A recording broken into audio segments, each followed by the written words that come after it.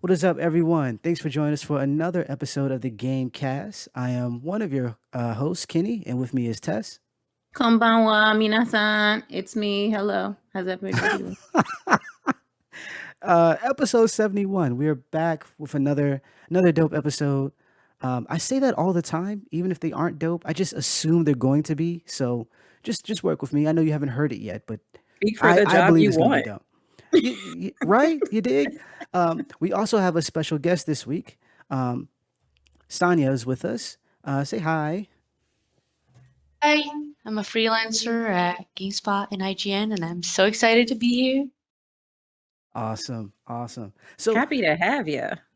I am too. I had asked, if you would jump on with us a little while ago because I saw. Well, we're not going to get into what we were talking about on Twitter just yet, but I saw you on Twitter and expressing some things, and I was like, you know what, this could be a dope conversation. But then I was like, I didn't just want her to be on for that conversation. I needed like we have to have some other things to talk about, and so I was like, you know what, we'll just put a pin in that topic, and we'll bring up some other things and kind of work through them and see what we can set up. Because when I usually ask someone to jump on or to join us, I want there to be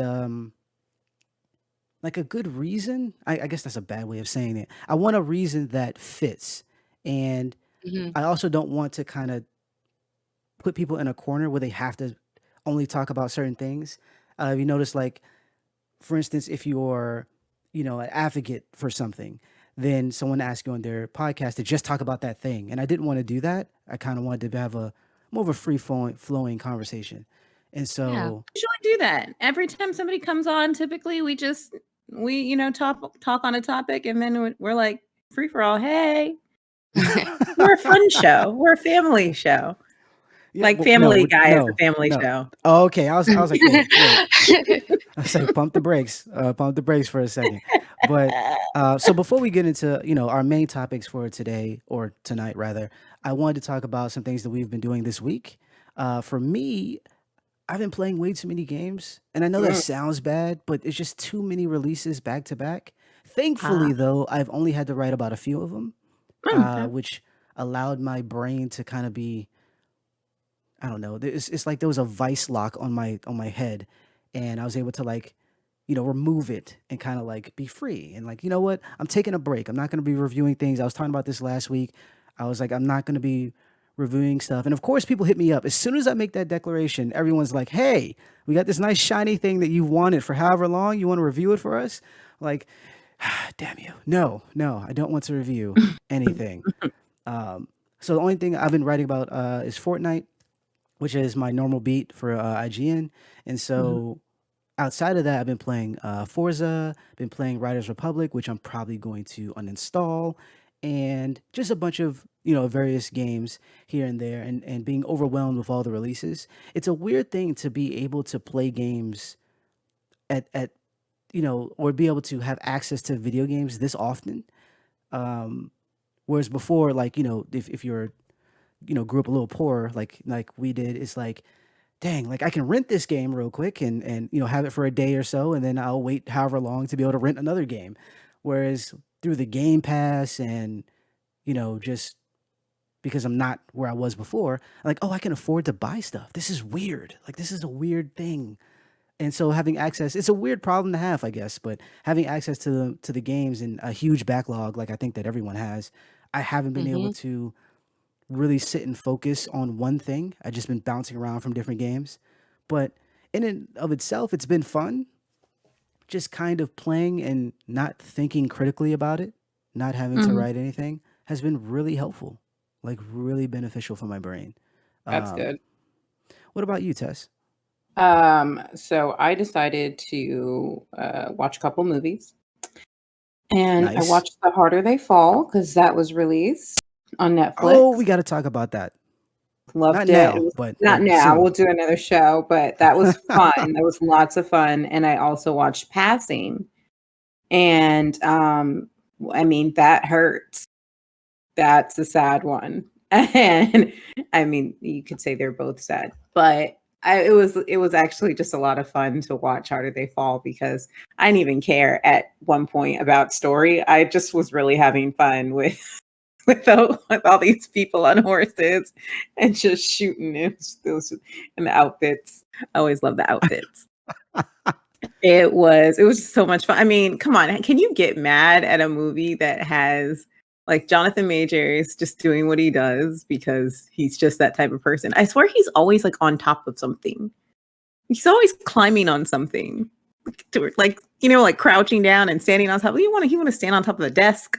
Like, I don't know. I've never noticed that aspect of him, but continue. But anyway, so there's that. And of course, Idris Elba being as fine as he can be because that's just who he is.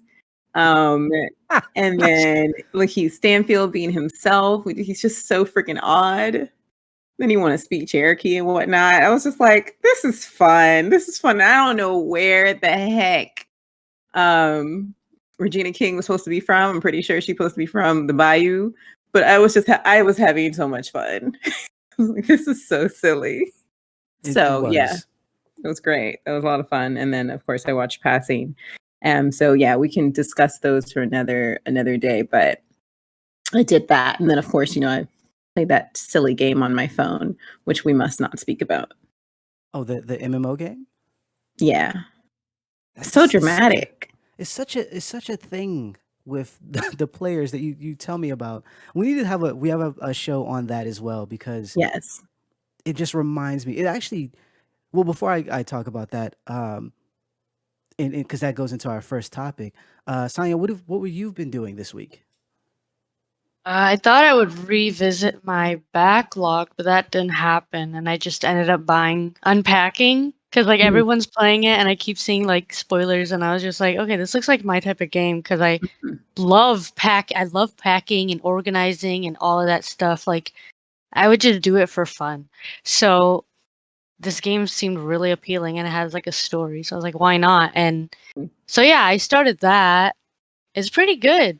Like I think it was better than I thought it would be because I was just like just unpacking and putting stuff in places, but it's got like a emotional feel to it, which I like. I like anything that's like emotional or like sad or deep or anything.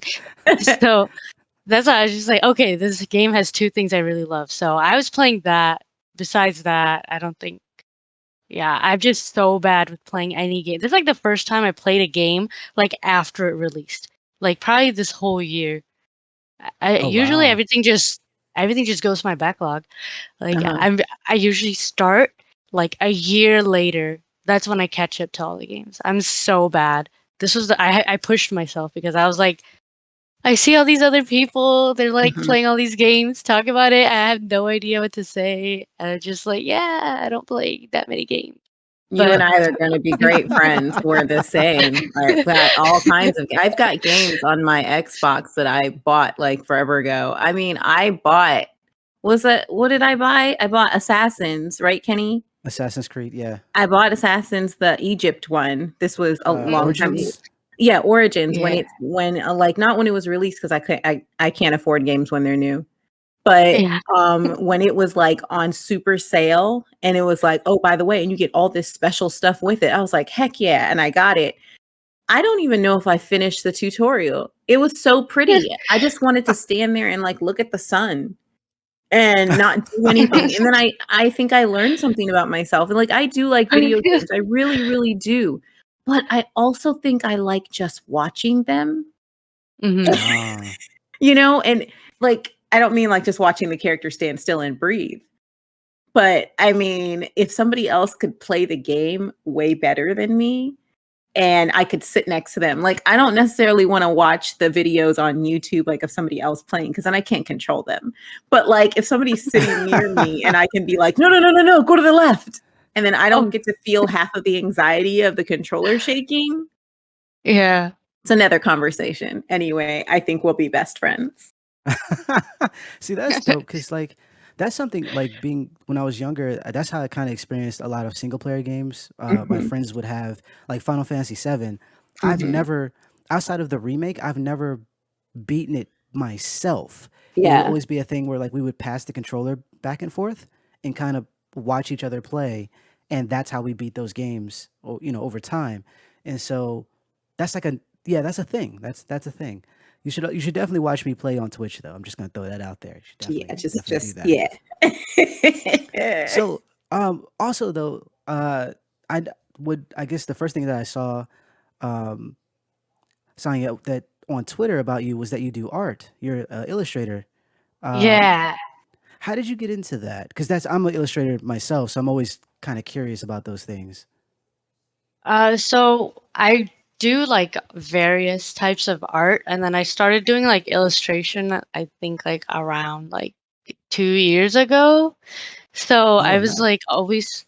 I was always like a painter, and like I do like traditional art, like I do like realistic drawings and stuff. So then, but I've always wanted to do illustrations because I feel like there's so much creativity that goes behind it, and like just digital art.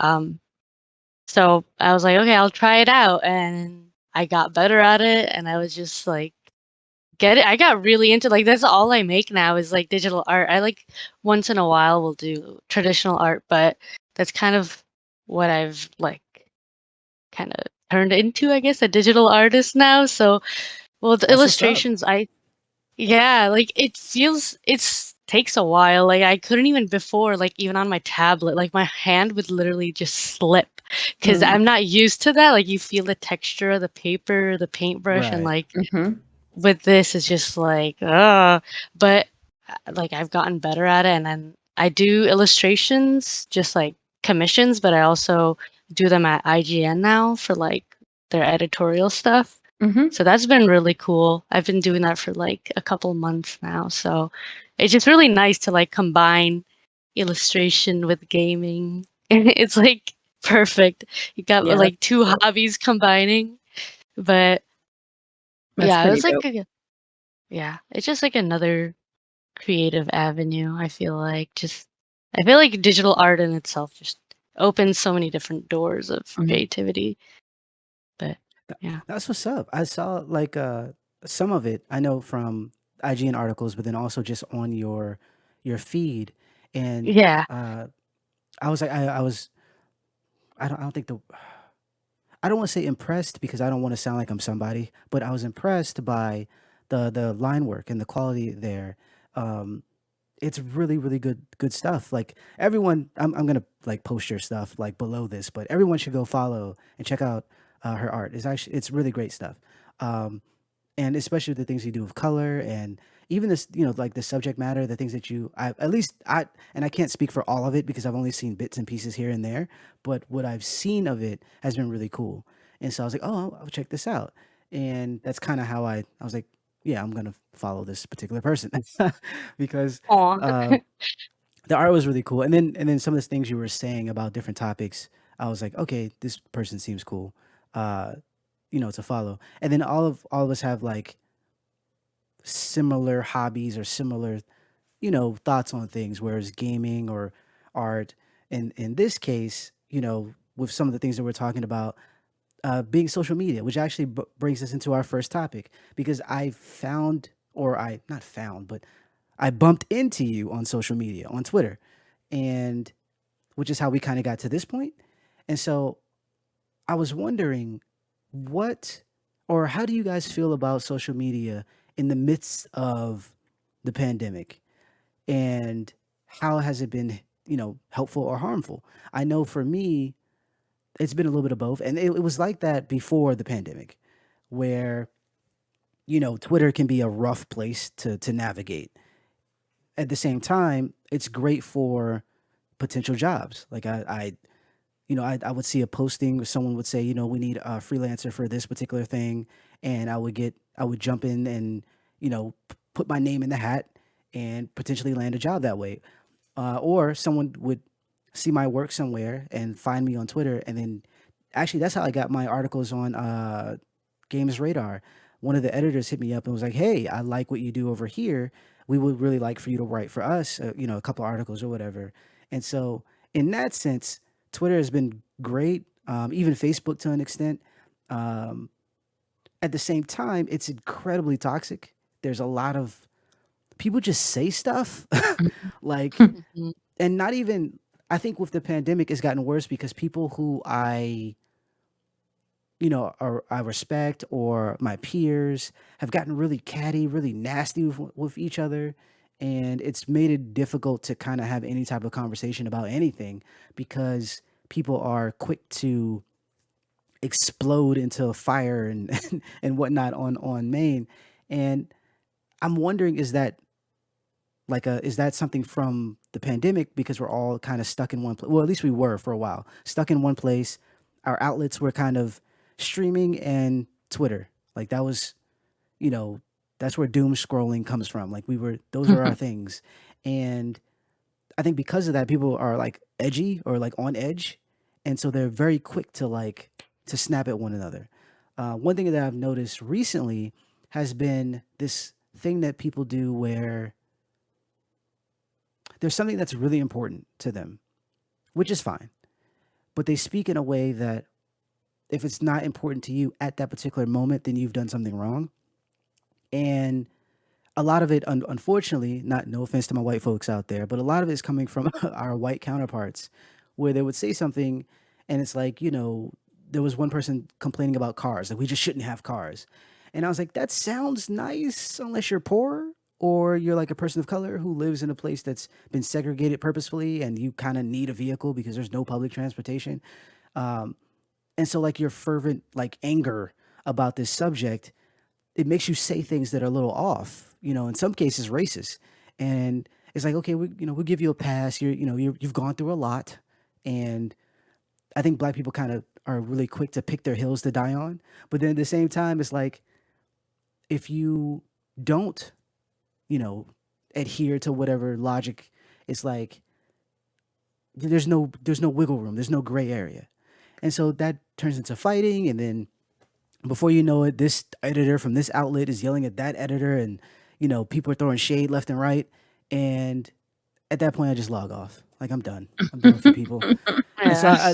I'm curious to know, like, is this something that is am I experiencing this in a bubble? Or I know, Tess, you're not online as often, Yeah, so that so I might was be a like, little. you need to throw all this to Saniya because I just, I mean, what I go on Reddit. I've discussed this on our show before. I like to read "Am I the Asshole" on Reddit because Yeah. it's just so it's almost like a version of the train wreck of 90 Day Fiance. Like Oh gosh. it's just so much fun, like reading the things that these people come up with. And some of these things are not real. Like some people who clearly want to write or become writers or something decide to just write stuff and post it. They just have to. There's so many throwaway accounts. And there's people who literally say the craziest stuff. Like, for example, this guy's like, my wife brought me lunch at work. Like, I just started a new job, and the guys there are kind of like jokey and kind of bully.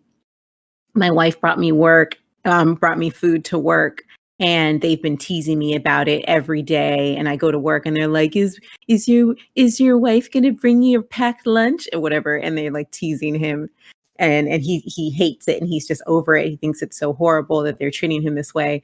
So his wife like brings him lunch again, and then he like blows up at her. I don't remember if he did it at work or at home, but like he blows up at her, and it's like, don't bring me lunch. This is silly. Like all the guys at work are teasing me. They're being mean. And he's like, I just don't want you to do that. I don't need you to do that for me. And she's like, how about you tell your punk ass coworkers that they're childish and like stop coming at me, because I ain't do nothing. I just made you some lunch because there was leftovers, and I figured you didn't have, like, aren't we? I thought we were saving money here. Like, I just did a good thing. I brought you lunch. Isn't that the same guy who was like his wife? Oh no, that's another one where his wife was giving him money for lunch or something. Like they were Yeah, no, they decided not to buy lunch because it would cost right, too much. And so right. she got an extra job to give Yeah. him money, She and was making him lunches. That's what she was that's doing. what it was. She was And he making was him selling lunches. them. He was selling the lunches to go buy lunch. Oh my god. Yeah, It's he like, was what is selling the wrong lunches with to go people? buy lunch. So Oh my like, this gosh. is not the same guy. This is another guy. So, Like the okay, this is internet another one. it's another guy. The internet is full of nice guys. Like this guy literally just he blows up on her, and she's like, you need to slow all of your rolls because you're about to end up wifeless if you keep on this path. That's just And he has the nerve childlike. to ask us, is he the asshole for, and he called her names. Like, I was like, you called your wife who made you food, drove to your job, and brought it to you. You called her names. Meanwhile, there's a woman on TikTok who's making a killing by videotaping the lunches that she makes for her husband and his coworkers because they got so jealous that she was bringing home like arepas and all kinds of like good stuff. They were like, wait, this isn't right. And she's like, oh, your coworkers want food too? And she started making, and she has a whole TikTok channel. So how is this guy screaming at his wife and calling her names for bringing him lunch? You don't deserve a wife. And so that's what I spend my time doing because it makes me feel great. That's the social media that I interact with. I don't have Facebook. I ain't got time for that. And I think I may have mentioned this before. Like, one of the things that really made me just give up on Facebook is like I had a really hard time with just like letting stuff go.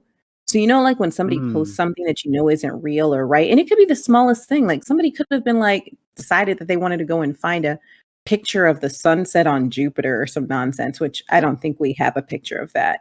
Like, because like let's say like the satellite was right outside of Neptune right now, and like somebody posts a picture from like 1961. I'm like, that's from 1961, right? Like that's not today.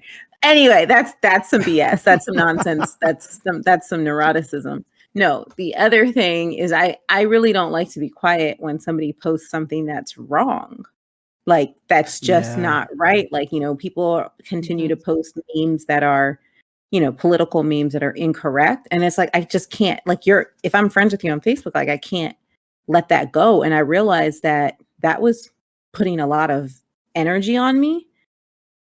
And I don't need to be the Facebook police because my Facebook friends are ignorant as hell. What I can do is delete Facebook because Right. I just don't need it. And I didn't need any parts of it. So, I'm rarely on. I might scroll through Instagram because there's funny stuff. And I go through Twitter because Black Twitter is hilarious. And of course I have to look at Black people pets because I just found this. My sister just introduced me to Black people pets on I don't remember if it's on Instagram or Twitter. It doesn't matter, whatever. But there's a thing called Black people pets and it's hilarious. So those are the things that I engage in, and occasionally I might get a tweet out, and there's just no point because nobody follows me. So it doesn't matter if I tweet or not. So there's no point to it. So that's how I feel. I can't say social media has like throughout this whole pandemic if it's been better for me or not better for me. I think that it's been better for some people and not better for some people.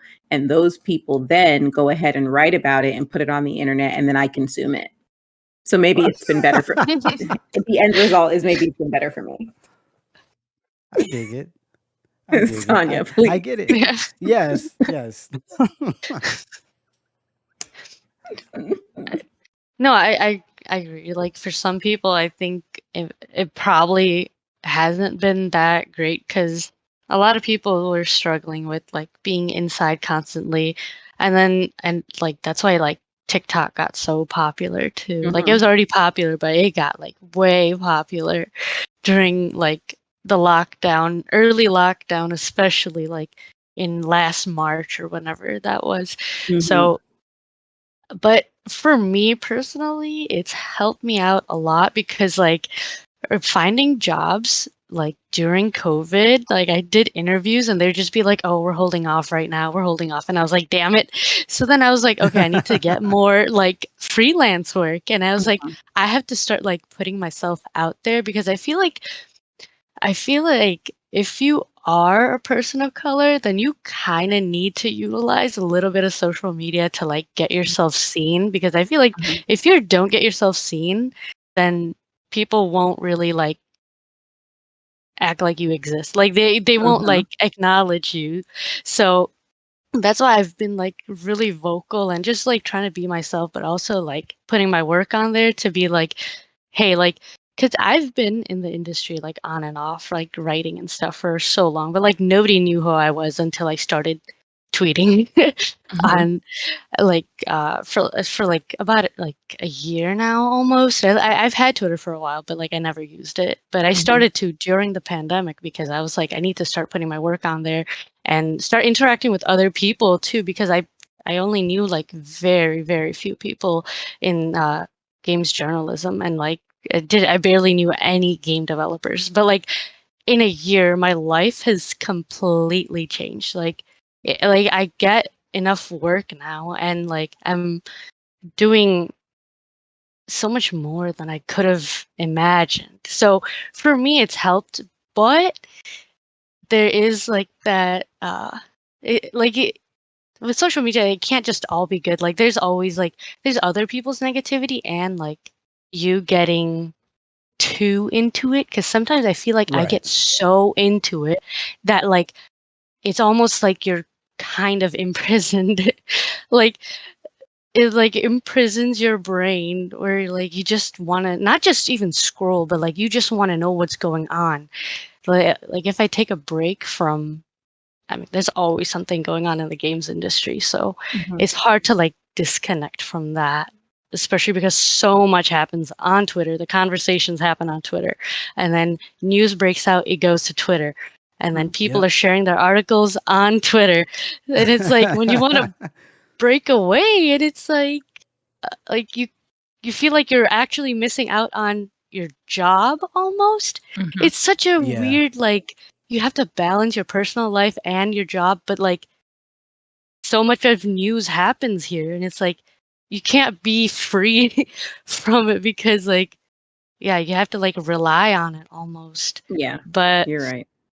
yeah, I think it has helped me for the most part because I feel like I've like my work is being seen, and I can talk about things, and I can reach out to people, and like I can interact with people. I could like DM people. I can create threads of information, help spread information, or ask people for help on things. Like I was struggling with like pitching something, and I just like put out a thing at like on Twitter, like, "Hey, I need help with this," and then either do that or join a Discord group or whatever it is. But I can never do two social media at the same time. I've realized like if I'm on Twitter, I cannot do Instagram.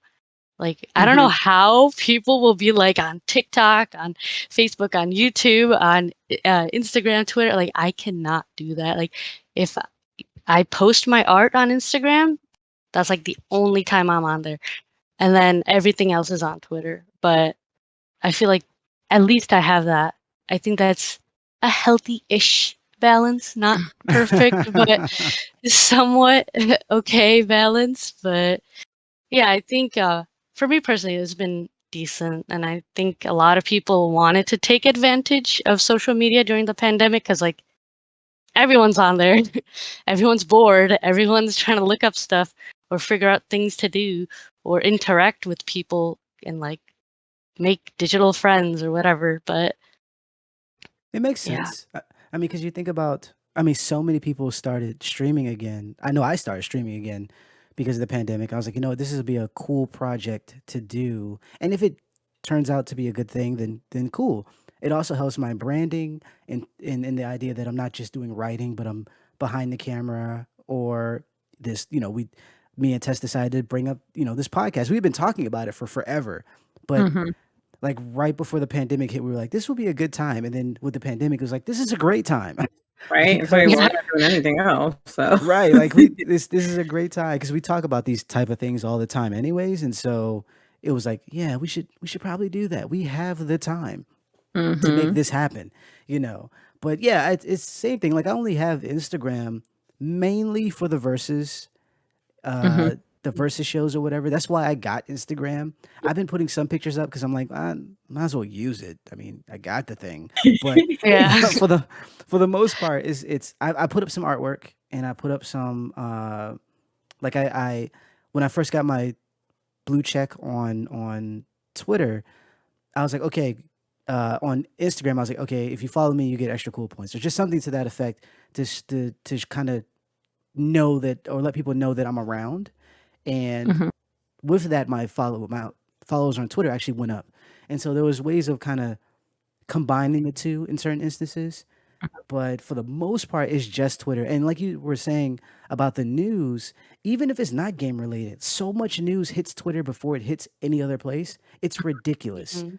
Like knowing about, I remember in Virginia when we had the earthquake a few years back, Mhm. and it was on Twitter first. Before anyone spoke about it in the news anywhere, someone tweeted, "We're having an earthquake." Well, Like I was in a that's shaking building, so I didn't need to go on the well, news. yeah, there's that too.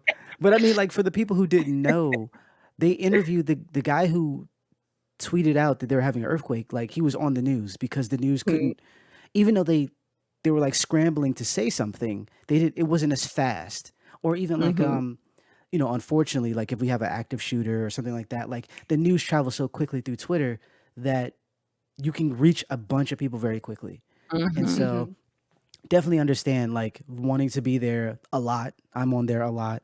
But at the same time being like, oh, like maybe I need to clock out for tonight because good gosh, it's people are losing their minds. Yeah. Um, and it's it's unfortunate. It's unfortunate. Hopefully, once we kind of get through this, you know, COVID thing, excuse me, that we will kind of mellow out or kind of like rebalance ourselves to kind of be okay with interacting with people online. Like tensions are high for a Mhm. lot of the time, and so I'm hoping that things improve. But yeah, it's definitely been good in places. The next thing we want to talk about is Activision. Activision Blizzard is continually messy, and it's unfortunate. It's unfortunate, and not even from like it's easy to be to bring this up for selfish reasons, like I feel a way about playing their games or whatever. But even if you're not that, like even if you're okay with, and not to no judgment for anybody who's playing like Call of Duty or whatever, but even if you're okay with playing their games right now, you can't even enjoy their games because they're still doing stuff in the games.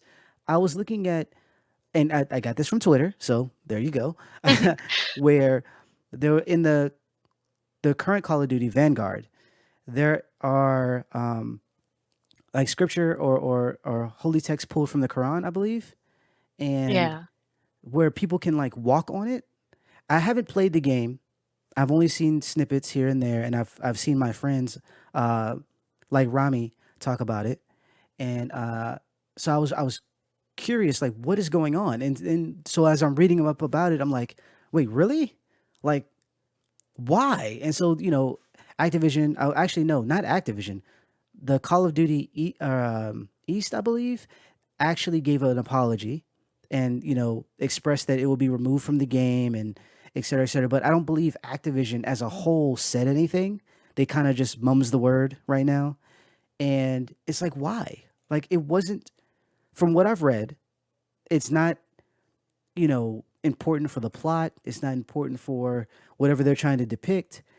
It was just there as like extra scenery, I guess. Um, why though? Like what? And so Yeah. you have this whole thing where like you could potentially, because you know how video games work, a company has a lot of bad going on with the company, but then they release a big game and people kind of, I don't want to say people forget about it because I don't want to pigeonhole people into being one track minded. Some Mhm. of us have to cover the game. We don't have a we don't have a choice. And Mhm. so you even with a big your big release of the year, you still can't wiggle out of stuff. You still can't like maneuver around without having problems. And that's on top of, them having the lawsuits right now and you know even in places where you think they have a win, like for instance, I'm looking at an article about Activision Blizzard's contract worker win. This is from Megan at I think it's Axios. I'm not sure how to pronounce this, the website, but they talk about how Activision is granting additional benefits to contract workers. For Mhm. anybody who doesn't know about contract work, in the games industry, it's really bad. There is, rampant overtime and crunching, and they're typically not treated like part of the team, even though they do a ton of work. And there's always this idea that like once this game ships, then I'm out of here. I don't have a job anymore. And so what they do is it's kind of like it's almost incentivized for them to work longer. Like someone higher ups won't necessarily go to them and say, "Hey, we need you to work, for 48 hours straight." However, your partner over here, this person is working for however long. It kind of looks bad if you don't work with us. And so they will, because the idea is to get a full-time job, like not just contract work. And so they'll push themselves, and the higher ups will be like, "Yeah, do that, please." And then as soon as the game launches, it's like, "Okay, bye." And even in of that, which is bad enough, there's reports of toxic behavior, people being treated poorly, and so there was a lot to do about how they were being treated, and the company's contractors and QA and customer service were expressing how toxic things have been, and there's going to be changes apparently. They're going to have paid holidays, which is I don't think contractors have paid holidays ever, and I could be wrong. Any of my game dev, homies out there, please correct me if I'm wrong. But contractors don't really have holidays, from what I've understood. They'll be getting 13 paid holidays a year, effective immediately. They'll also have sick days. They'll have a $17 hourly pay rate for the temporary workers that are below that rate. So anybody above it is fine. And they'll have learning and development Sorry. programs. Anybody getting paid in 1701 is staying at 1701. Correct. They made sure to say that. They made sure to say, like, hey, you can't get, hey, come on, son, you can't get too much money, okay? Wow. But one of the big things that I saw outside of the paid holidays was a learning and development program for both employees and temporary workers. And what I think that's dope is because potentially working there, I mean, you would think like working there, you would have enough experience to get a job because you're working on major games. But if that's not the case, having these development programs could kind of help train you. It's a little problematic in terms of how this happens. I don't know if you do this off, like when you're not working or on out, like company time. I don't know how that works. But it's supposed to begin next year, and I think it could be a benefit if everything works out and they're able to do that without being forced to work extra overtime. Um, so like it's this weird spot that Activision is in. They're still being sued, and one of the companies that's suing them, unfortunately, is having issues because what we talked about a few podcasts ago, it's conflicts with a settlement for another company or another entity that's suing them. And because of that, Activision is leaning on the company. I think was it DEEH. I can't remember the acronym like broken up. I think it's California's Department of Fair Employment. I think that's what it is. Um, they were accused of basically being messy. Like they had previous toxic issues in their own entity, and Activision's like, look, these people aren't um they can't be trusted. So I think we should just drop the suit. Is essentially what they're saying. And the other company that Activision is settling with, the other entity that's also suing them, but they're going to settle for I think like a measly amount of money. They're backing Activision on that. And so there's all this like fighting back and forth. And so whenever there's a win with Activision, there seems to be a loss with Activision. They can't seem to get things together. And that just, indicative of like how bad the company has been run. Not necessarily, monetarily, but in terms of how it treats its workers, how it treats women in general, how it treats Mhm. people of color, pay issues, how it treats contractors. Like all of this stuff is blowing up in Activision's face, and they can't seem to, you know, put out all the fires quick enough. And so I kind of wanted to talk to you guys about that because even though we kind of, we've spoken about them at length here and there, the fact that they keep coming up, it's like, when is something, for me anyways, when is something major going to happen? When is something where the CEO is stepping down? Or, in the case of like Ubisoft, where like some major people step down, we heard about some firings, but we don't know who Mhm. those people were. You know what I'm saying? Like there wasn't, it hasn't shaken them enough to potentially fix everything. And so I'm kind of wondering, like, when is that going to happen? Are they going to have to go to court and potentially lose a ton of money? Or is it going to be one of those things where, they just shift some people around and, they release another game and everything is, how it was before? Like, I'm curious because every time I Um, see a win, I see another loss. And I'm like, what is going on over there? I I think that they have a lot of money and they have a lot of lawyers. Well, yeah, And if your lawyers can do clearly what their lawyers are doing, because if people aren't if major, like, CEOs, CFOs, CCOs, COOs are not stepping down, then the shareholders aren't asking them to step down. And at least, maybe I'm just saying this with not knowing anything, but if you have a board, if you have shareholders or something, like, if that's not happening, then I don't want to say some people are happy, but they've got a lock on something that's keeping them there. And if a lot of action isn't happening, like a lot of, um, I guess, traction on the things that we've discussed previously, if things aren't truly, like, if there's not a lot of real action going on, I think that the lawyers are doing what the company wants them to do. And that doesn't necessarily, that's not good for the people who've been hurt by this, but it means that they've got a lot of money and they have like two of the biggest games ever. And um, I can see I can see the influence that Call of Duty has over people. And can you imagine? I don't think you need to imagine. I think it's kind of just a matter of knowledge. There's a lot of money here, and money is the one that does the talking. So I kind of feel like the little unfortunately. people lose out in this situation. Kind of sucks. Like, s- That was yeah, so like bleak. I'm sorry. I mean, it like every I don't know, like all of it is just so I don't know, so bad.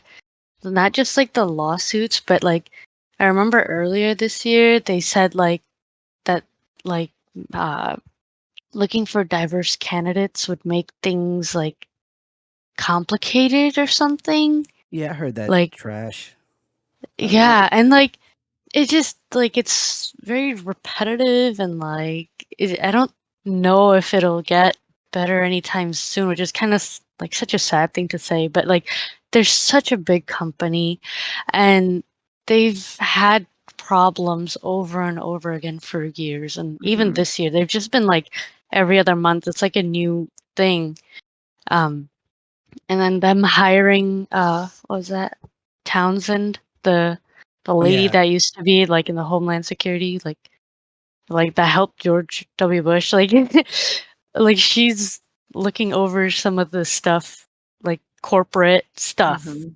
for Activision. And it's just like, okay, you're gonna hire these type of people. And she also like didn't acknowledge any of the women that were speaking up against Activision. Wow. uh and like I don't know, I forgot, like she did some speech or like something that like talking about women in the workplace or something while this was going on, and like people like yeah. called her out and stuff. That's why um she like deactivated her Twitter temporarily or whatever. Like there's so many layers to this, and it's like this is nice to know that like they're giving more benefits to temporary workers, but it's just like you could like it smile for like a second about it, and then you just go back to remembering all these other things that they aren't fixing, and like how they're not even allowing unions. Like it's like Yeah. that's That. nice, but yeah, like you won't acknowledge unions. They're like so anti-union also, and They know I what think they know what progress. unions are capable of. They're scared. Yeah, yeah. Like they're trying to do whatever they can that won't go completely against themselves and Mhm. like still kind of like be in people's good graces and like not, you know, like they're trying to save themselves, I guess. But Totally. like it doesn't seem like real progress. Like this is good news, but like it's not big enough for all their mistakes and all the stuff that came out over the summer and like just so many people coming out about like how horrible they had an experience at Activision and Yeah. like those stories. It doesn't remove those stories. It doesn't fix those stories. So At I all. think they have a really long way to go because for a company that big that has so Mhm. many that publishes like one of some of the biggest games in the whole like games industry, Yeah. not like it doesn't it doesn't like make their image look that much better, but yeah. I have a solution. I Mhm. and I think that I'm probably the best person to do this because, I'm in love with him. So I'm gonna call Henry Cavill, and I know he plays Overwatch, and I'm Oh. just gonna be like, "So, can you, like, do something?" You know? And do it as, like, Geralt. Like like, just okay. But I'm like, That's can random. it's kinda random, but, maybe it'll have the effect. I don't know, but, you know, yeah, you know how people were doing their boycott? They were doing, like, the sit-ins earlier this year. They did it in World of Warcraft. Yeah. Mhm. I'm like, because if what we're feeling right now is, like, not enough is happening, you always have to hit someone in the pocketbooks. And, if Geralt gets on social media and says, "I'm not playing Overwatch anymore until these people figure out their lie," I don't know. Just I mean, it just I would want to and granted, I know there's things that they can't do depending on who you are in the company. yeah, Your power is locked, or you might have yeah. an agreement Mhm. um, with someone in terms of like removing people. But I would definitely. And then there's also people who are saving themselves. Like, if I remove this person, will he spill the beans on things that I did that they know of? Mhm. Things like that. But I would be cleaning shop. Like, you know what? Yeah. This is not going well. I'm being sued by two entities. I also have the board is pissed at us. You know what I'm Mhm. saying? We have a bad, we have a our name is below EA at this point is the worst company, which is that's always a hilarious thing to me, but they actually have a reason now. And Yeah. it's like, you know what? It got so bad to the point where they remove Activision from all of the like their logos and stuff off of Call of Duty when they were like showing it off. Like that's how bad Mhm. it's gotten. And so it's like, you know what? Just everybody. What are your demands? You got it. Boom. What Yeah. you need? You got it. You want Yeah. that? You want that? Okay, you got that too. Boom. What do you need? You're okay. Cool. I would do everything because you're not honestly the amount of money that they make. Because even when I looked at the settlement that they were trying to go through, it wasn't that much money. I mean, it's millions, but it's not. It's pennies to them. Yeah. When you're making billions, it's not. That's nothing. And so it's like you make so much money that you could Mhm. literally throw money at this. And that's not necessarily going to fix everything, but you could literally throw a ton of money and whatever demands they want, give it, and still come out looking better than you are right now. And they don't even want to do that. There's this weird thing in and of itself in the gaming industry where we have to make more money each year and we have to eclipse what we did before, or we have to, at the very least, secure a bag for the person we just hired. I remember when Mhm. Activision laid off a bunch of workers and then gave a new guy that they hired, I think like a higher up, like a huge bonus. And they had made like Yeah. they had one of the best years they had and laid off a bunch of people. Like trash like that. Like you can be okay. It's okay. You would still make tons and tons of money. Call of Duty sells really well. It's okay. Yeah. And they Yeah. won't even do that. It's like, and that's why I was wondering what would it take. I think it would have to be someone going to jail. I think it would be someone, or at the very least, someone of such a magnitude being fired or removed from a board Mhm. that everybody else will get afraid and like, okay, we need to change everything now, you know, and it's hard because, like you said, with their lawyers and how well they've been insulated for so Mhm. long, um, that's a tough fight. It's definitely a tough fight, and Yeah. it's really rough, especially on the outside looking in, not knowing exactly what's going on, not being able to Right. enact the type of change we would like to enact, being that we're not working there. Mhm. Um, Rather difficult, rather difficult. But I'm hoping things improve with time. I know it's going to take baby steps, but I hope things get better. Shout out to the contractors out there. You're getting more money, and hopefully, you know, with the paid sick time and the holiday, you won't be crunching as much as Mhm. before, and potentially land good jobs. Maybe not at Activision, but other places, Yeah. and in order to continue out your gaming career, because wow, that's just special. Mhm. Um, Beyond that, the last thing we wanted to talk about was Dune. Came out not too long ago on HBO Max. It's also in theater. Yeah, it's in theater, Mhm. and a lot of talk about Dune, and especially on Twitter. So I kind of wanted to have our podcast or have our big talk about Dune, but I wanted to bring Sanya in because she has a unique perspective that I don't think we have, or at the very least can speak to certain things that we can't speak to. Mhm. Um, so there's some things that we wanted to talk about in terms of the movie, whether we liked it or not, and then we kind of go through everything else. For me, someone who hasn't read the book in like a million years and who hasn't, I think the only thing I really remember is like the original film or the original TV series back in the day. I don't remember much of the book, and then also like what my because my wife read it recently and was able to give me more information about what's happening.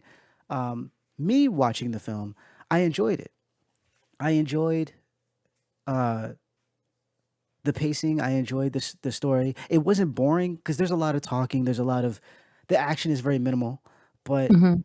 it isn't something that I would fall asleep on like I did with the last Star Wars. It was actually it kept me engaged and a Wait, lot. you mean you fell asleep when Ray and what's his face were kissing and he disappeared? What?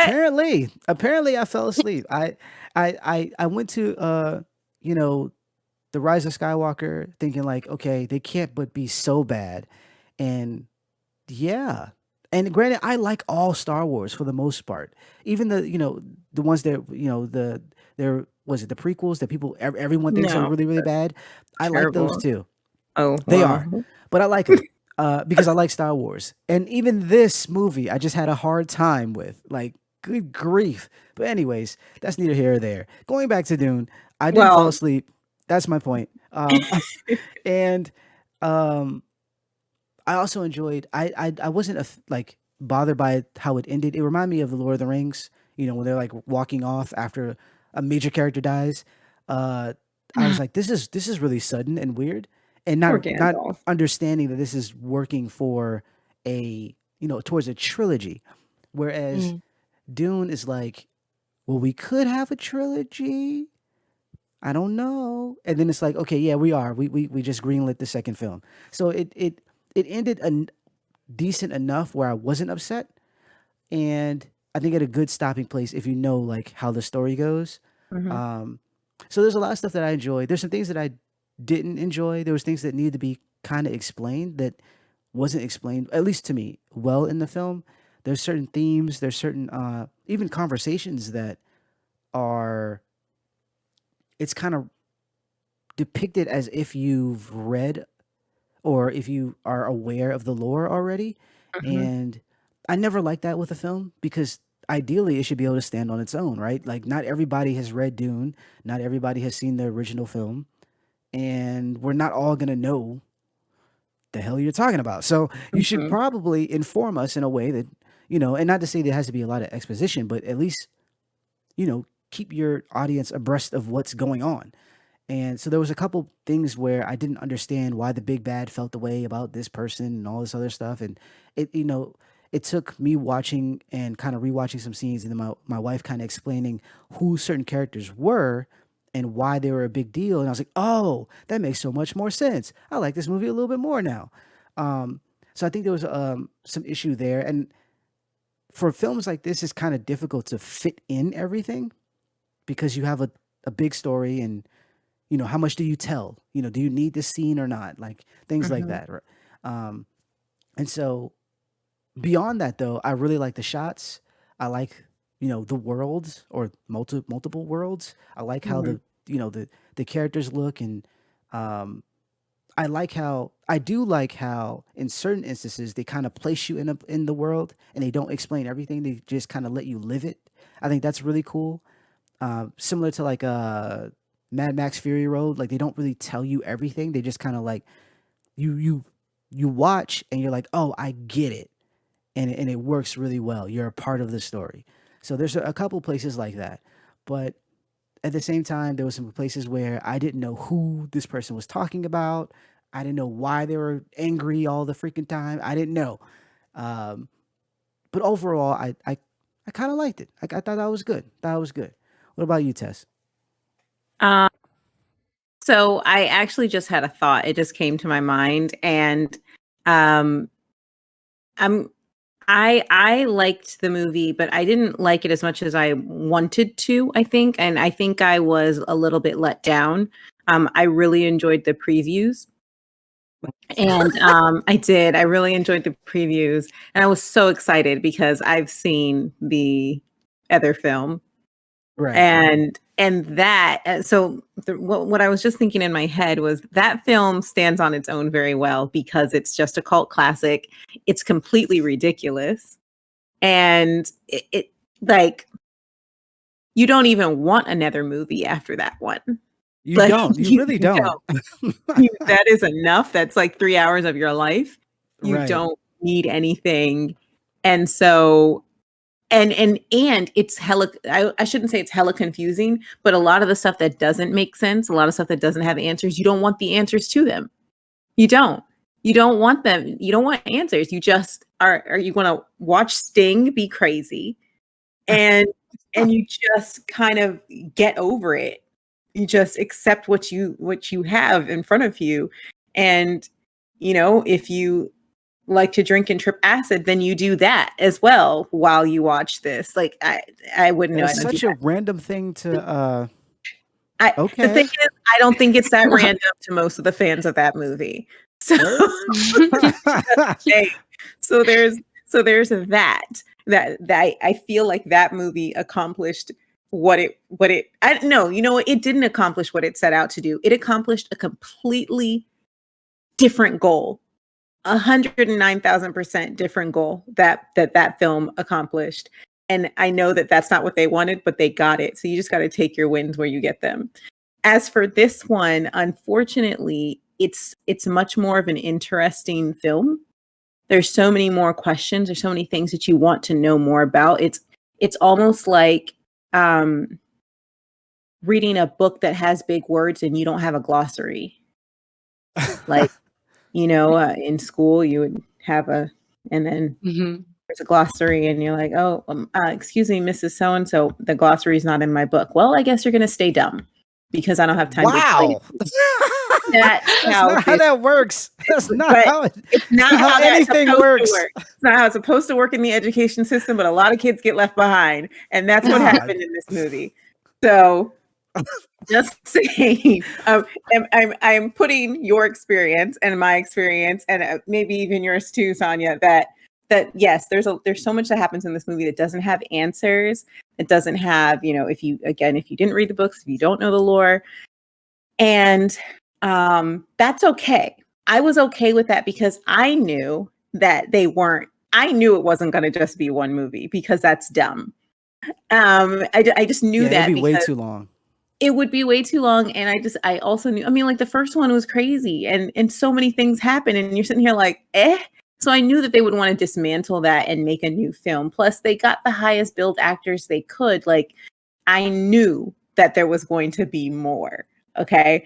And so I was okay with that. I was actually disappointed with some other things. So yes, I finished the movie and I felt disappointed. I remember watching it. I was watching it on my bigger TV, and I was just like, okay, um, I'm slightly disappointed. There's a couple reasons why I was disappointed, but I don't know how it looked when people went to like IMAX or whatever theaters, because I can't do that right now. I am impaired and I can't deal with that level of sound, and I can't deal with a screen that large. I will have a seizure. But I felt like there was some visual things that were missing. And I wasn't Mm, sure if that was because of the time that we live in, the way that they're spending money on movies. And this is me splitting hairs. This is me nitpicking. I felt like some of the, oh, not some, maybe like all of the CGI really, but I felt like the CGI had this quick motion to it. You know, like when, for example, the spice, what are they called, guys? The spice things that pick up the spice. I have no clue. oh, I the big machines? Yeah, the machines that collect the spice, I guess the spice collectors. So you remember Yeah. how like the things were supposed to like come down and collect them, or those big things that the Atreides were traveling in, Yeah, those yeah. big spaceships. Mm. There was something about the movement, and I was looking at it on the screen, and I was like, uh, did somebody in the art department speed this up? Like it felt like it was like on point two when it should have been on zero. And and that's just me, as I don't know if you guys experienced that. And I got my Sony, my 65 inch, and I have it on Cinema Pro. So it's on the right settings for me to not experience, so like, because you know how you can watch stuff in sport mode, so stuff goes really fast. Right, And then you can watch it in movie mode where it does that thing that's anti soap opera. right, Like it slows things down.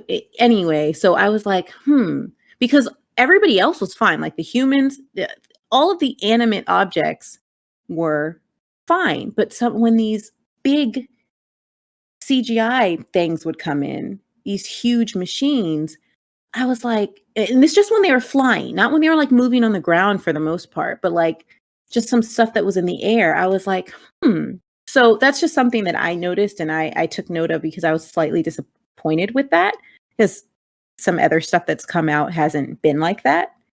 I'm like, we're in 2021, so CGI is like next to perfect. It's real. So I was like, I know other people are not going to agree with me because they didn't see what I saw, but I also just had a head injury, so I see a lot of things. Do not send that to my doctor. They might come and collect me. Oh my gosh. But anyway, and then overall, I was left slightly. I guess there was more to be desired, and I don't know. Like, I'm not knocking the movie, but I do think that there were some things that the movie did maybe improperly. Maybe the director should have done better. And I have those opinions, but What about I are these didn't were need like to the read the book. cast? Huh? Are you talking about like with casting or like particular No, scenes? I liked the casting and stuff, but I really do want, obviously they need to make the rest of the movies because they need to really get into the racial aspect Yeah. of the film. I think they need to get into that discussion. But I I I think it's important to, if you're going to take something that was written several decades ago, okay, if you're going to take something that was written 60 years ago, or more than that, um, and apply it with using today's, what do you call it, like today's sensitivities to the world, Right. I think you do still need to be somewhat true to what the author wanted, so that, maybe I should no, maybe I'm saying that wrong, because I do understand when people change stuff and make the art their own. But I think that Herbert had intentions in his work, and I think that that also should be expressed in the movie and it should be made known.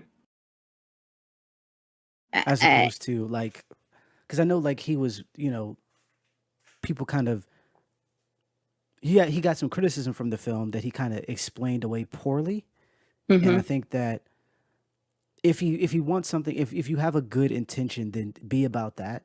But you have to mhm, understand what you're showing visually, like the whole idea of like a, having the white savior trope. mhm. It's like if that's not what you're going for, you did a really poor job of that. Like I in terms know. of visual, and we can't go off of the part two because part two is not here. It's not here So yet. we have to go off of what you've shown us. Even Yeah. if we got it wrong, it's like, well, this is what we saw, fam. Like, so you have Yeah. to kind of be mindful of how people are gonna take what you're, depicting on Yeah. screen. I don't think you get to wait 3 movies in to let everybody know, yeah, so and so is not a white savior. And be like, yeah, but you kind of just spent an hour and a half, 2 hours of our time showing us that he really was. And Right. and you didn't and you didn't sneak in any information to let us know that that was wrong. Because like I think a lot of us do know the real deal, but most like, again, you shouldn't have to know the lore. Because look, you go watch the 1984 version, and that dude is a white savior. Right. Okay. Hells to the yeah. Like at the end of the day, that's it. They're praising him and everything, and he is. Come on. So if we're doing a different, if we're doing something different here, you got. I think you do need a clue in the audience. But again, maybe the director just wanted that conversation to start. But if it's going to take us 3 more years to get another movie because they didn't decide to shoot like Lord of the Rings, what is wrong with you? You are not human, you monster. I think I Tanya. think I think it was predicated by COVID. I really do. Because Whatever. like you said, typically they shoot back to back. But if they're wondering if this is gonna make any money during COVID, plus it being on HBO Max, I kind of understand why. But I think it did decent enough in theater. Its box office like 300 mil, Yeah. so it did decent enough with the subscriptions that they're like, okay, we'll make another one. But I don't think it was kind of like, this might work. It It was might. always gonna work. They had Timothée and Zendaya. Stop it. Stop it. But they look Stop. so good together. Like Stop. They barely gave Zendaya like any lines. that's because she gonna be in movie number Facts. 2. No, no, She was no. like just in his weird flashbacks. Those flashbacks were so annoying. Like I how know. Yes. often they were. And I was just like, I just want to watch the movie. But then like every 2 seconds it's just like Zendaya's eyes. I know. Like really. And it's just so I don't know. It was like I don't want to like be like, oh yeah, this part was annoying. But like it really was. It, Yeah. I it mean, you felt can like it be. was disrupting the whole flow of the movie, or like were they trying to drag it out? I don't know what they were trying to do with that. Like it was like That every few seconds. It was like we that get the point. seriously, Sonia, that was one of it was bothersome. It just felt like it was making the movie longer. And I was like, y'all just made me I don't know how long it was. I actually don't remember anymore. But because I clearly had blacked out. And anyway, like I just felt like they spent so much time telling us nothing. And I've already experienced that with season 4 of Insecure. I didn't need it again from another HBO thing. So I have feelings that need to be rectified. He Please did have some. continue. He did have some young Anakin vibes going on there. He did. He did. Well, Star Wars is based off of Dune, so Hmm. That's. it Yeah, is. yeah, I did not know that. Yeah, it is. Oh yeah. I think wow. so. Yeah. That explains a lot. All of a Yeah. sudden. Okay. you're like, well, you just had a Naruhodo moment. Yes, that you know that meme that they show from The Wire all the time? That's just happened. Like I That's what just literally turned happened. around. I literally turned around. Okay. Uh but beyond the visions, what else did you think of the film? I thought like overall it was okay. I didn't think it was anything that spectacular. Like visually it was cool, like Mm. everything they showed, like all the things they did, the ships, the costumes, the characters, the whole fighting and the sand. But yeah, like I spoke about like the representation part a lot Mhm. about Dune. Because the book is inspired a lot by like Islam and Middle Eastern and North African cultures. So a lot of people kind of were like, well, there's nobody. Like when they first showed the cast before the movie came out, people were already talking about this. Like, there's not anybody from that region in the movie at Mhm. all, even though like the whole book is based on it, or taken like Mhm. words even in the movie are taken from like languages from like uh in South Asia and Central Asia and the Middle East and North Africa. Like and the clothing too, like the scarf over their heads and the black dresses they're wearing where their faces are covered like a burqa type uh whatever their costumes were, and the face jewelry, and they're Mhm. like language and just the dressing and the whole landscape too. Like the movie even was Mhm. taken place like they shot the film in the Middle East in the desert. Yeah. So that was like the one thing I couldn't get over when I was watching it, because I knew that it was going to have these problems, and then like actually watching it and Mhm. seeing like the things recurring, and it just was like, okay, like there's no way they couldn't have added people like North African or Mhm. Middle Eastern people in this, or like explicitly just say that it's from these cultures and like be more like open about it. But like, Yeah.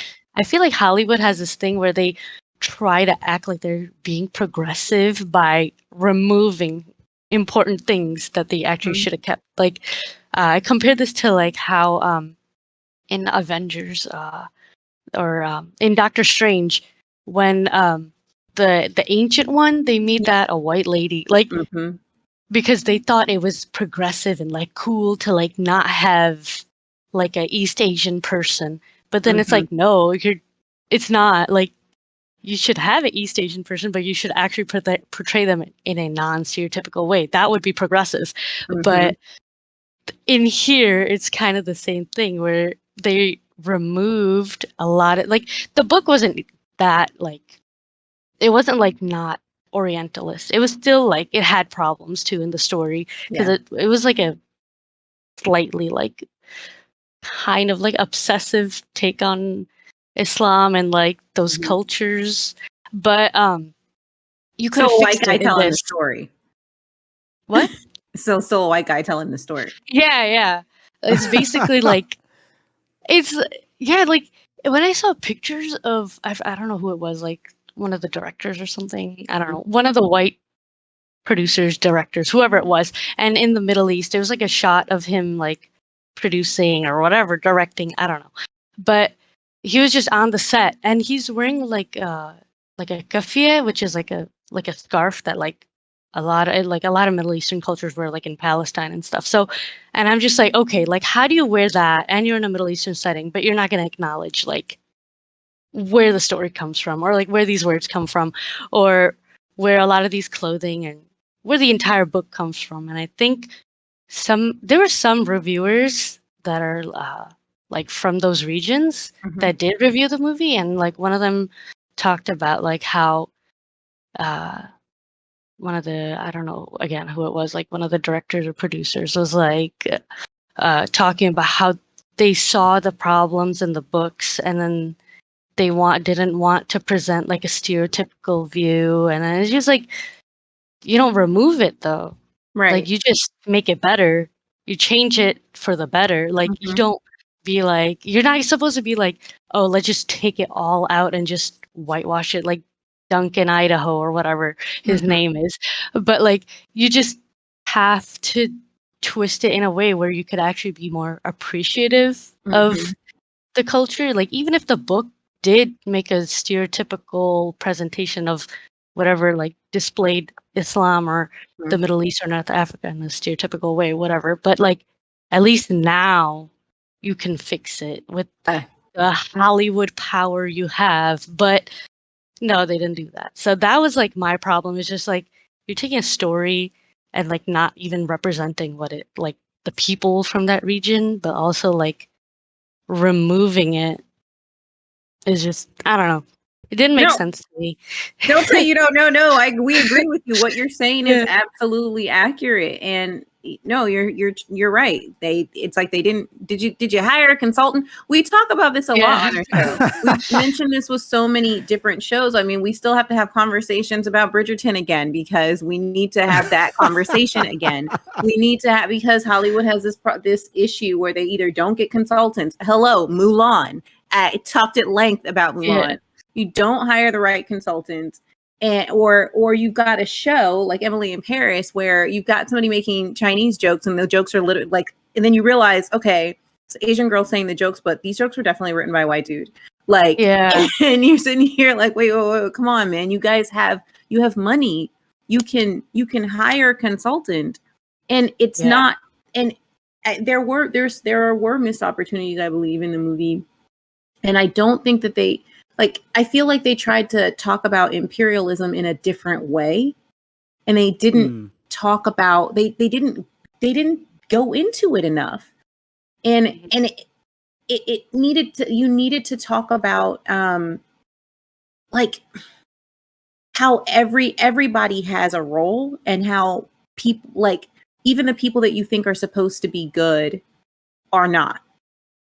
And I know that is definitely going to come later down the line in more movies, but again, that could have been done here. Yeah. And we just lost that. I'm sitting here really trying to understand why the director made this decision to kind of like remove certain Islamic influences from the film, but then had no issue with Dr. Yue speaking Mandarin. Like, Yeah, it's. Do you think that because like you're saying, like it's not even something where you would have to, unless he found out about this stuff in the middle of shooting, and then it's like, well, crap. But if you understood what you were trying to do in the sense that like, okay, I don't want to depict whatever stereotypical. You didn't think like it would be a good idea to hire someone to kind of help you, or not someone, but hire a group a of team. people, a team that would be like, okay, let's steer you in the way that you do this correctly. Because Yeah. one of the examples I have was Shang-Chi or even Black Panther. Like there's things that they did, and granted they didn't get everything right, but there's things that they Right. did where they had consulting, they had people who could speak better to these things and who could Mhm. better direct or better move or better hire or whatever the case may be and actually fix certain things. So when you get the film, you actually get a better film. People who of color who, can relate to the things that you're trying to show or depict aren't like, they don't want to burn everything down because you screwed up. It's like, oh no, you did really well. Like, yeah, we still need to tweak some things. We're still not where we should be in terms of our white counterparts. Mm-hmm. However, there's been progress. And unfortunately with films like Dune, it's like there could have been progress here. There could have been progress in a positive way even if you just Yeah. would have had some type of consulting or some type of, you know, or if you can't bring it about yourself to do that, then change everything. Mm-hmm. Like make it so different that this is, uh this is my Dune. This is Frank's Dune. So then Yeah. it's like, okay, now, okay, none of the characters are who they were in the book. Nobody is this, that. We've taken all the references and changed. And then it's like, okay, now we can kind of judge it based on that. But because we're pulling from the book, which he is doing heavily, Mm-hmm. and Mhm. because we're pulling from previous information, it's like, okay, you have to compare. There's no other way. And when you start to look at these things, it's like, oh, this is kind of bad in Yeah. places. And that's why it's even with talking about Dune or anything, honestly, it can be difficult because of it's very easy for people to kind of make you feel like you're the party pooper when you're trying to Yeah. discuss certain things, and not even like outside views, because we have and white people seeing a certain thing, and then we seeing a certain thing. But even with like I'll speak for like black people. me criticizing, the show Them that I did multiple podcasts ago, and how I think it's a really, really, really, really bad show. It's like this weird thing that we do where we're like, well, you feel like all black people have to represent us whenever they create, like they have to be perfect whenever they create. And I'm like, no, that's not it. We Mm-mm. should be able to criticize these things. We've gotten to Yeah. a point where we can criticize, and not to tear down, but because we want better. And Mhm. so if I see that, like, if I experience this film or this show, and all I'm getting is trauma, all I'm getting is stereotypical things, all I'm getting is pain, and you're failing to ape whatever you thought Jordan Peele was doing with Get Out, then I should be allowed to say so. It shouldn't be a we finally got this show. And this is not when Amos and Andy was coming out, and certain black people were cool with it, even though it started on blackface. They were cool with it because this was the only depiction we had anywhere. I get Mhm. Yeah. that. We're not in that zone anymore. We're No. not. We have a lot of depictions now, all over the place. We just were talking about The Harder They Fall. It's a cowboy movie with all black people. Mhm.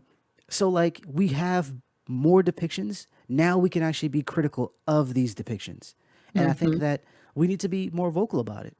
We need to be more, in a way that's constructive. Because I'm Mm. yeah, I'm pretty sure like not I feel like my rant was warranted, but I'm not sure if everybody was received my rant in the way I wanted them to. But I felt the way. I'm just saying, I felt the way about them. Don't watch that show if you're black. I'm sorry, just don't. It's Yeah. it's it's all the way bad. Anywho, um, All the way. Any it's any other comments on Dune, Sanya? No, but I agree with you. Like if like we're at a point where I think like people of color just need better representation, Mhm. and I think like on-screen representation and like hiring Mhm. people in the back, like actually, or like even like just anybody, like makeup artists or cinematographers, directors, producers, and actors, and everybody should like we need to push for that really, and on screen, but like even like people in the back, like everybody should be getting to do something by now. It's kind of silly when like you were saying uh um in that show Emily in Paris, like they probably had a white writer for like another person of color's All white dialogue. writers. All Yeah, white writers. yeah. So like stuff like that, like it's just so like they I don't know if they think like nobody could catch on to it, but like sometimes you could like it's pretty obvious. Like you could tell that something's kind of off or like Mhm. it's just off. It's just awkward. Mm.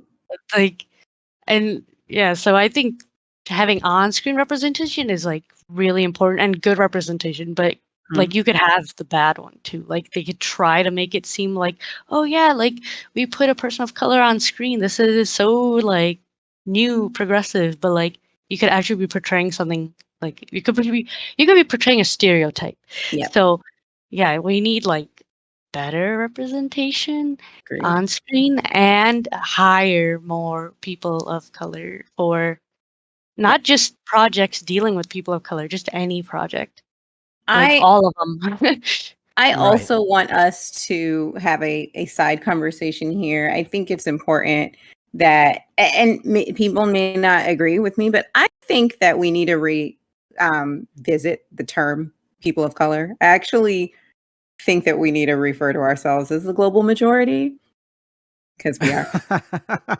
I'm saying this because what there's really no difference between saying people of color and colored people, like for real, except the fact that, some things changed and some time went by and we know how people, calling us colored was like really wrong, but it's just a Mhm. repackaging of the same product. And I sometimes when I hear the term people of color, and I use it myself, but sometimes when I hear that, I'm like, okay, well, just on the other side of that is just white. And Yeah. we don't say so unless we're calling white people people of non-color, which mind you, I've heard all kinds. I've heard all kinds of stuff. Okay, but we're not calling white people people of non-color. And since we're not doing that, I think there are other ways that we can Mhm. refer to us, and global majority is one of those. And I think that's actually a positive reinforcement about us being the majority on this planet. Mhm. And and that also, it's, I think the term is empowering as well. Yeah. And That could be tough though. it That it could be it tough. could, but it's not. There's no lies. But Yeah. facts. But There's it's no similar lies. to, it's tough because we're, and I think that kind of, the reason it's tough is actually a good reason. Hmm. We're different, and we're Hmm. okay with that. Hmm. I think that some of our counterparts try to group us together too much, Hmm. and because of that, it's this thing where anytime we say anything or protest anything or stand up for anything, it's a universal sigh where we're grouped and we have to speak for one another, and that's where this weird fighting comes from. Hmm. Um, whereas and I'm not going to get too far, but the idea of like saying African American, like how I don't want to be called that Yeah, for reasons, I never cared for that and term.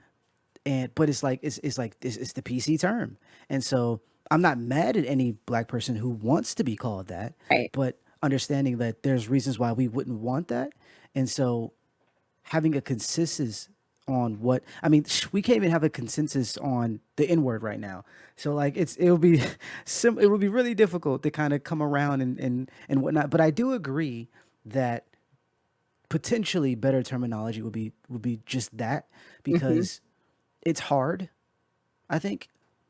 And honestly, if we spoke the way we want to speak, we would probably have way more trauma or trouble, and that's what's, because like Hmm. if granted we're recording, so I will keep this PG-13, but there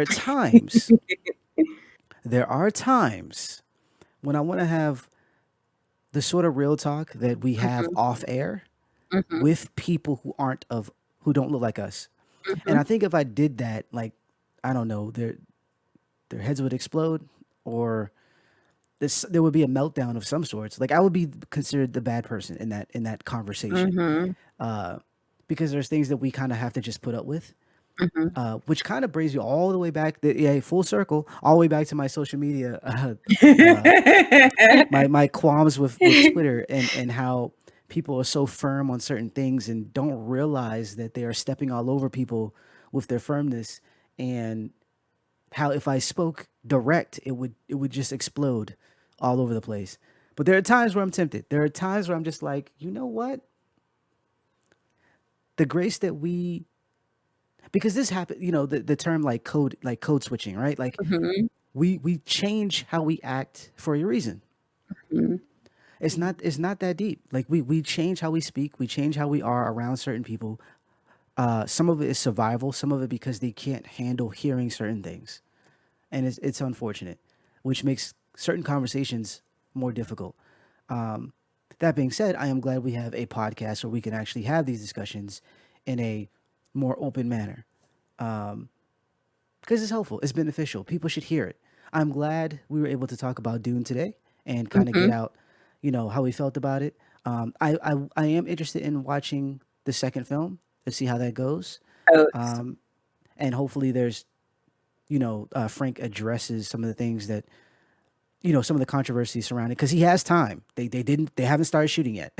There's no Right. excuse. You have time, fam. So hopefully he addressed some of these things and makes a better product out of it. Yeah. But that is our show for tonight. We went over a little bit, but that's okay because we were awesome. We want to thank our guest, Sanya, for coming with us and hanging out, talking about Activision and you know social media, Dune, and we were gonna talk about anime a little bit, but because of our timing, it's we'll try to have her back on, and we'll talk about anime because like the Cowboy Bebop show comes. I think it drops tomorrow. Breaking the fourth wall. We're recording on a Thursday night.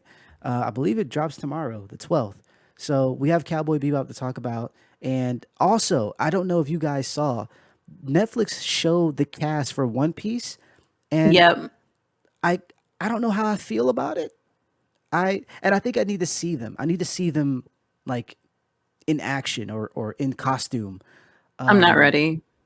I'm I'm not I need ready. to see them because I don't think the casting is bad. I just think that they don't, like, when you think of One Piece, they don't look like the One Piece characters to me in my head. And that's kind of a me thing, not necessarily a Netflix thing or a whatever thing. But No, I think you that's a know, realistic thing because they're very cartoony. well, yeah, it was anime in and of itself is hard to make live action. Like that's just a Mhm. fact. Yeah. Uh, but then at the same time, especially Japanese animation, like they're pulling from certain things. Some of it not good. Some of the depictions of black people, but then some of it is like this person's supposed to be Japanese and you have him as a white guy. Not in One Piece, but I'm just saying in general, like Dragon Ball or whatever. Like you Weren't cast supposed the to even mention that. That is my fault. Voldemort. That's my fault. That's my fault. That's vaulted. But the anime show we will not speak of, or um, Mhm. when you cast like a white person supposed to be Japanese or something like that, it just looks weird. It doesn't fit. That's not how that Yeah. works. And so in this situation, I don't necessarily think they cast poorly, um, especially given the original creator where he wanted all of the people to originate from. Um, they kind of have that like nailed. But in terms of like the cast, I don't know. They feel way too young in certain aspects. I don't Mhm. know. I don't know. We'll have to see when it comes out, Yeah. whenever that is. But that's something else to talk about. If you enjoyed the show, feel free to follow. We are on all the, well, not all, but a lot of different DSPs, whether it's Spotify, Apple, all those places. Hook us up via the RSS feed to get more content. Also, if you're listening on YouTube, feel free to subscribe and follow at United Front Gaming. And we're also on Verbal. Check us out at the Gamecast on Verbal, on Twitter at the Gamecast1, and essentially all over the place. We're out here. We are out here. Um, Again, we thank our special guests for hanging out with us. We had a great time, talking with you tonight. And I think that is it for housekeeping. All right. Yeah. Well, yeah. That's our show. Sonia, you got anything to add? Yeah, this was great. Really, like talking about all of this stuff and like it's always great talking to like other people of color too. I know we talked about that term. Hey, I mean, What I'm was not it? Wait. the global majority. Talking to Yes, other the people of the global. global Yes, majority. talking to other people of the global majority. So it was really nice to like talk about all these things because it's like not that common, I feel like, Mhm. talking about it openly. Mhm. So that was really nice. Just talking about like all the other topics and everything. So I had a great time. So thank you so much for having me on.